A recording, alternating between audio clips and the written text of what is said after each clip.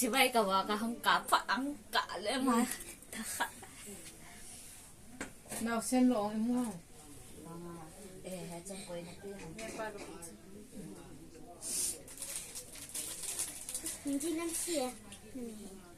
nè mày rồi chị sẽ con này cái tao nè rồi mà phải có cái gì cái 아니 thật 나 놀라 됐어. khỏi cái đó mà tại sao không ký về thế ăn mà rồi ăn đồ là đây cho con đi rồi xây ngay rồi xây phải ăn mà rồi xây mình này nia chỉ này na ta chỉ cả là phải lâu cho vậy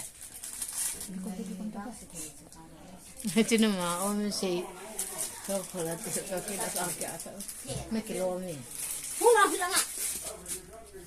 không phải nhiều cái gì bỏ để nâng giá cái tên này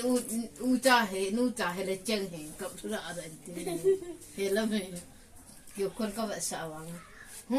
anh đang ấy cả 더 마마마 에 아니 누시 더 마마마 좀 내. anh nhà bà bà 아니. nó cha hầm mà chị ai có thể là miss kim là chân nó cắm hết thì miss cái ta là chân đi chị kim là chân nó cỡ mẹ thì như là buổi nào phụ là na anh nhịn lấy rồi cái này không chứ hay chỉ là không tu ra tê cái gì lấy ta thì cái vô là không điều cho cái vô ta nó chỉ đi cho pi không bol được phải không cho lão ta bao không cái quầy đó ta pi không bol được không anh sẽ lao cho không được ấy thật ta nó nào tên như vậy tao thì tao bảo nó hỏi chừng ban tập đầu chứ đó không đoạn Hello. nó hỏi chứ 에 밖에 자이 버터 해. mà hồi thì phi là xin là 반지 또.